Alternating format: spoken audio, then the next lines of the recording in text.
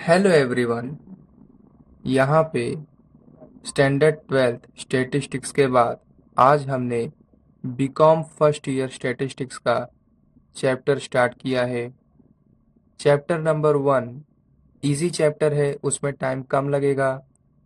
वो एक tally mark chapter है जिसको हम बाद में कंटिन्यू करेंगे। स्टार्ट हम करेंगे चैप्टर नंबर 2 से, जिसका नाम है measure of central tendency. First year BCom measure of central tendency. यहाँ से आपका सेमेस्टर 1 स्टार्ट होने वाला है। कितने कॉलेजेस में? गुजरात की यूनिवर्सिटी में 17 नवंबर या उसके आगे पीछे से एग्ज़ाम स्टार्ट हो रहे हैं। सो हम यहाँ पर स्टार्ट कर रहे हैं statistics BCom first year semester 1 का, जिसका नाम है चैप्टर नंबर 2 का measure of central tendency. Okay, मैं वापस यहाँ पर रिपीट कर रहा हूँ। चैप्टर 1 हम कवर अप करेंगे, एग्ज़ाम से पहले करेंगे, बट सेकंड थर्ड फोर्थ बड़े चैप्टर्स हैं, टॉपिक ज़्यादा हैं, इंपॉर्टेंट चैप्टर्स हैं सेमेस्टर 1 के लिए। सो उसमें हम टाइम अभी स्पेंड करेंगे। चैप्टर 1 क्लियर हो जाएगा तब तक आराम से। चैप्टर 1 में दो पार्ट हैं, पार्ट ए और पार्ट बी। पार्ट ए और पार्ट बी, जिसमें से पार्ट ए आपका पूरा थियरी है, पार्ट बी मैं करने का कोशिश करूँगा। पार्ट ए आप लोग कर लीजिएगा। अगर आपको कोई प्रॉब्लम हो तो आप कमेंट कर सकते हैं, अदरवाइज पार्ट बी तो मैं करवाऊँगा। सो अभी बात करते हैं चैप्टर नंबर 2 का, जिसका नाम है मेजर ऑफ सेंट्रल टेंडेंसी। आप लोग को मैंने बोला था कमेंट बॉक्स में बताने के लिए कि वाइट पेज ही यूज़ करूँ या सिंगल लाइन पेज। खैर, आप लोग को मैं फिर से इस वीडियो में बोल देता हूँ बीकॉम वालों के लिए कि आप लोग को वाइट पेज में ही चलेगा या सिंगल लाइन नोटबुक में मैं या पेज में आपके लिए चैनल क्रिएट करूं, वीडियोस क्रिएट करूं। सो चैप्टर नंबर 2 है आपका मेजर ऑफ सेंट्रल टेंडेंसी। अब पहले समझते हैं मेजर ऑफ सेंट्रल टेंडेंसी का मतलब होता क्या है। इसका मतलब होता है कोई भी डेटा। स्टैटिस्टिक्स का मतलब क्या होता है, सबसे पहले हम एक बार वापस जान लेते हैं स्टैटिस्टिक्स का मतलब क्या होता है। स्टैटिस्टिक्स के यहाँ पर मतलब होता है कलेक्शन ऑफ डेटा। ये है बेसिक कॉन्सेप्ट स्टैटिस्टिक्स के बारे में। स्टैटिस्टिक्स का मतलब क्या होता है, कलेक्शन ऑफ डेटा। ये आपको स्टैंडर्ड 9th से ही प्रोवाइड हो जाता है मैथ्स की टेक्स्ट बुक में। स्टैंडर्ड 10th में ये स्टैटिस्टिक्स बहुत ज़्यादा आपका स्कोरिंग चैप्टर होता है। पहले ये चैप्टर नंबर 14 था, अब चैप्टर नंबर 13 हो गया ये मैथ्स की टेक्स्ट बुक में। 11th में भी आपका स्टैटिस्टिक्स आता है और स्टैंडर्ड 12th में भी आपका स्टैटिस्टिक्स आता है, जो बहुत ही इंपॉर्टेंट रोल प्ले करता है आपके एग्ज़ाम में। ये एक स्कोरिंग सब्जेक्ट हो सकता है अगर आपका स्टैटिस्टिक्स अच्छा है, और स्टैटिस्टिक्स अच्छा होने के लिए आपकी स्पीड कैलसी पे डिपेंड करती है। इसमें सारे क्वेश्चंस ही हैं, मतलब सॉल्यूशंस वाले क्वेश्चंस हैं। थियरी पे आपको उतना फोकस करने की ज़रूरत नहीं है, आपको खाली एक बार समझने की देरी है। सो स्टार्ट करते हैं। सबसे पहले बेसिक देखें तो स्टेटिस्टिक्स मतलब होता है आपका collection of data. Major of central tendency का मतलब क्या होता है, इसका मतलब होता है कि जो डेटा होते हैं, जो आपके सामने कोई भी डेटा होता है, उसका मध्य निकालना। क्या निकालना? उसका मध्य निकालना, या उसका औसत का मान निकालना, उसका एवरेज निकालना। उसका कोई भी डेटा हो, उसका मध्य निकालना या एवरेज निकालना। फॉर एग्जांपल, जैसे कि मान लीजिए यहाँ पे 2 है, +4 है, +6 है, ठीक। ये आपका 3 है। तो इसको कैसे हम यहाँ पर कर सकते हैं कि भाई 4 + 2 6 और ये 6, तो ये हुआ 12, और ये टोटल कितने नंबर है? 3, तो डिवाइडेड बाय 3। तो कितने से कटेगा? 3 × 1 = 3, 3 × 4 = तो ये आपका आ गया 4। ये आपका major of central tendency use होता है ये सब आपका निकालने के लिए। ये सब आपका निकालने के लिए ये टॉपिक यूज होता है, मेजर ऑफ सेंट्रल टेंडेंसी। अब एक बात और, इस चैप्टर में जो चीज़ें निकालनी है वो सब आप स्टार्टिंग से ही निकालते आ रहे हो। अगर मैं आपको कहूँ तो आपको विश्वास नहीं होगा। स्टैंडर्ड 10th और 11th ये दोनों क्लास का सबमिशन है बीकॉम फर्स्ट ईयर में। जो आपने स्टैंडर्ड 10th में पढ़ा है, जो 11th में पढ़ा है, वही आप बीकॉम में पढ़ोगे। सेमेस्टर 1 में आपकी यही चीज़ें हैं। क्या है इसमें? इसमें आपको निकालना है, सेंट्रल टेंडेंसी चैप्टर में आपको मीन निकालना है, मोड निकालना है और मीडियन निकालना है। जैसा आपने ये तीनों 9th में भी आई थिंक ये टॉपिक आया होगा, 10th में तो भाई इसके ऊपर ही पूरा स्टैटिस्टिक्स है, 11th में भी स्टार्टिंग चैप्टर्स इसी के सारे हैं। तो ये आपको इसको निकालना है। बहुत इजी टॉपिक्स है, बहुत इजी चैप्टर है, बहुत इजी क्वेश्चंस इसके आते हैं, आपने निकाला होगा। बहुत लोगों को ये हुआ होगा कि भाई ये समेशन ऑफ सेंट्रल टेंडेंसी क्या है, क्यों है, कैसे करें। तो बिल्कुल डरने की ज़रूरत नहीं है। ये सारे जो टॉपिक हैं ये 3 ही टॉपिक आएंगे। इसके अलावा आपके टॉपिक हैं इसमें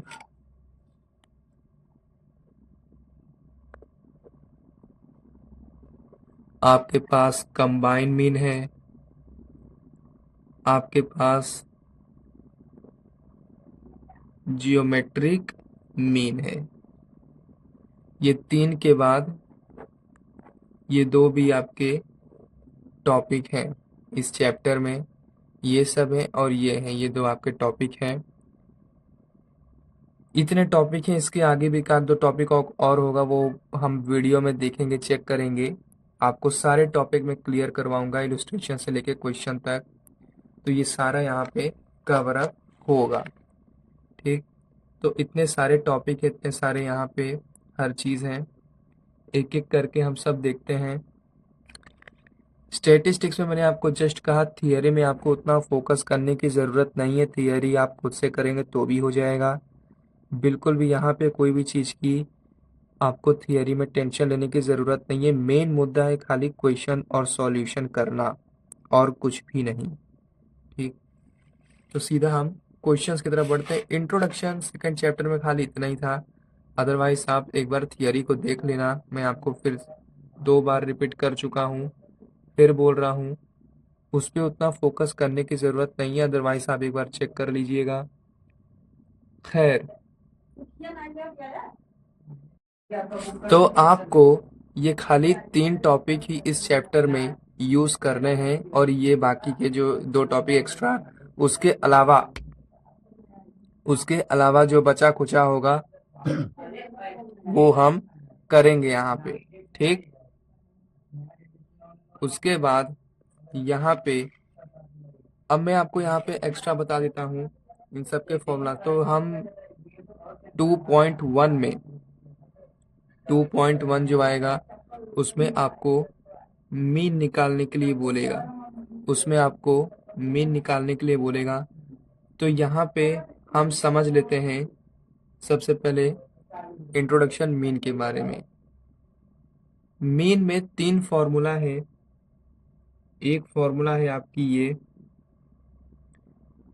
x bar is equal to sigma x upon n. Second formula है x bar is equal to f I x I upon में एन। और थर्ड फॉर्मूला है ए प्लस एक्स बार। ये 2 फॉर्मूला है, पहले इसको आप देख लीजिए अच्छे से, ये 2 फॉर्मूला। और तीसरी है a plus sigma f d upon में एन। 2.1 हम यहाँ पर इंट्रोडक्शन हो चुका है क्लियर, मैंने आपको सारी चीज़ें बता चुकी हैं। अब इसके अलावा और इस मेजर सेंट्रल टेंडेंसी में आपको कोई भी थियरी या कुछ करने की ज़रूरत नहीं है, सीधा हम पॉइंट्स पे आते हैं। मीन हम सबसे पहले यहाँ पर 2.1 एक्सरसाइज स्टार्ट करने वाले हैं। एक्सरसाइज 2.1 हम यहाँ पर करेंगे। ठीक, सो अब आगे यहाँ पर हम बताते हैं कि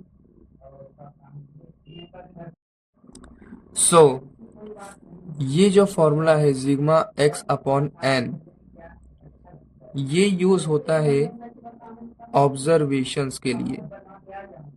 ये यूज होता है ऑब्जर्वेशंस के लिए। अब ऑब्जर्वेशन क्या होता है?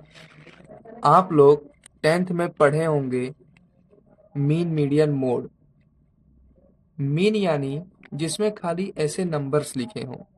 मैं आपको यहाँ पे लिख के जिसमें खाली ऐसे नंबर्स लिखे हों, जैसे मान लीजिए 2, 4, 8, 10, 14, 16, ये होते हैं आपके ऑब्जर्वेशंस। ये होते हैं आपके ऑब्जर्वेशंस।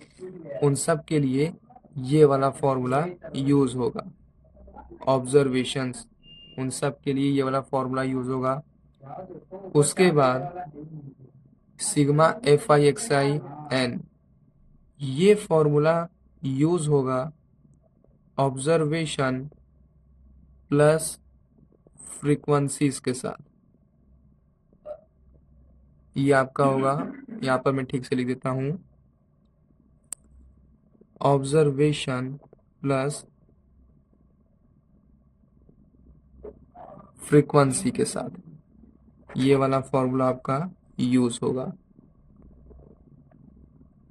Observation plus frequency. तो ऑब्जर्वेशन फ्रीक्वेंसी क्या होता है? आपने ये भी देखा होगा, कोई भी क्वेश्चन में मीन के एक जगह ऐसे x दिया होगा, एक जगह y दिया होगा, और ऐसे लिखा होगा 2, 4, 6, 8, और साइड में y दिया होगा 5, 6, 7, 8। As a example, as a example ऐसे आपको दिया होगा। ठीक, तो इसके लिए ये वाला फॉर्मूला लगता है F I x I. Next और लास्ट फॉर्मूला 2.1 के लिए, ये थर्ड है, ये फॉर्मूला यूज होता है क्लास के लिए। क्लास कैसी क्लास? आपने प्रीवियस क्लासेस में स्टैंडर्ड 10th में आपने ये क्वेश्चंस किए होंगे। जैसे मान लीजिए यहाँ पे x है, x, और यहाँ पर मान लीजिए फ्रीक्वेंसी। तो x आपका मतलब ये क्लास कुछ ऐसा होगा, जैसे मान लीजिए 5 to 10, 10 to 15, 15 to 20, 20 to 25, और फ्रीक्वेंसी आपका होगा जैसे मान लीजिए 6, 8, 9, 15 ऐसे। तो इसके लिए आपका ये वाला फॉर्मूला यूज होगा, ये वाला। ये सब नोट कर लीजिएगा स्टूडेंट। ये देखिए, एक चीज मेरी याद रखिए, आपको मैं जो भी यहाँ पे क्वेश्चंस या मान लीजिए इंट्रोडक्शन ही करवा रहा हूँ, वो सब आप एक नोटबुक में जितना भी पेज का मैं करवा रहा हूँ, एक दो आधा, वो सब आप नोट करते जाइए। आप लोग एग्जाम के टाइम या कभी भी बुक उठाएंगे रिवाइज करने के लिए, तो इनफ आपके लिए रहेगा ये सब रिवाइज करने के लिए। ये सब आप अगर नोटबुक में करेंगे तो आप लोग को क्लियर रहेगा। जैसे मैंने मीन यहाँ पे लिख के दिया है, इसके कितने फॉर्मूला से, ये तीनों नोट कर लीजिए। कौन से फॉर्मूला कौन सी चीज़ के लिए यूज़ होते हैं वो नोट कर लीजिए। अगर आपको कोई प्रॉब्लम हो कि सर आप एक लाइन में लिखिए या क्या करिए, तो वो भी आप बता सकते हैं। हालांकि मैं लिखता है एक लाइन में, लेकिन ये जगह यहाँ पे कम थी, इसलिए नीचे एग्जाम्पल्स मैंने करके दिखाया आपको। ये सब मैंने नीचे एग्जाम्पल जो किए हैं, ये सब नोट डाउन कर लीजिएगा। ये सब बहुत ही इंपॉर्टेंट चीज़ें होती हैं आपको रिवाइज करने के लिए। ओके, अब एक चीज़ और, ये जो थर्ड वाला फॉर्मूला है, ये तो ऑब्जर्वेशन के लिए हो गया, ये एफ आई एक्स आई के लिए हो गया, ऑब्जर्वेशन प्लस फ्रीक्वेंसी के लिए। ये जो फॉर्मूला है ये क्लास के लिए होता है, लेकिन मैं आपको सजेस्ट करूंगा कि क्लास के लिए भी आप यही फॉर्मूला यूज करिए। आप समझे मैं क्या क्या बोला? ये ऑब्जर्वेशन के लिए है, ये ऑब्जर्वेशन प्लस फ्रीक्वेंसीज के लिए है, ये फॉर्मूला क्लास के लिए है, लेकिन आप क्लास के लिए भी यही फॉर्मूला यूज करिए। Sigma X bar sigma F आई एक्स आई अपॉन एन। ठीक। अब जब ये 2.1 स्टार्ट होगा तो मैं आपको करके बताऊंगा कि क्यों आपको ऐसे स्टार्ट करना है। इंट्रोडक्शन होता है यहाँ पे स्टूडेंट्स आपका खत्म। एक बार आप ले लीजिए, यहाँ पर इस आपका स्क्रीनशॉट लेना चाहे तो ले लीजिए। ये सब आपका इंट्रोडक्शन है ये सब। ठीक। ये एग्जाम्पल यहाँ पर, फिर मीन जो 2.1 आपका आएगा, मैंने उसका भी इंट्रो दे दिया है, कौन कौन से फॉर्मूलास आपके आएंगे। जब स्टार्ट करूँगा तो मैं एक बार आपको वापस रिपीटेशन यहाँ पे करवा दूंगा। सारी चीज़ें यहाँ पे हो चुकी हैं, आप अच्छे से इसको देख लीजिए। ठीक। ये सब ना भी करेंगे चलेगा, ये इंपॉर्टेंट है फॉर्मूलास। बाकी बुक में तो एग्जाम्पल्स होंगे, ये कुछ नोट कर लीजिएगा कितने पॉइंट हैं 2.1 और इस चैप्टर में, और ये 2.1 में कौन से फॉर्मूलास, ये सब आप नोट कर लीजिएगा। कोई भी चीज़ की प्रॉब्लम हो, दिक्कत हो, बिना डरे बिना किसी झिझक के आप पूछ सकते हैं। ठीक। मैंने कहा था स्टैंडर्ड 12th और बीकॉम के लिए मैं सब सेक्रीफाइस करूंगा, टाइम निकालूंगा। सो स्टैंडर्ड 12th दो क्वेश्चंस के लिए वीडियो आपकी रेडी है। बीकॉम आज स्टार्ट हो रहा है आपका 2.1। सो हम मिलते हैं 2.1 में। इंट्रो के लिए आपका थैंक यू।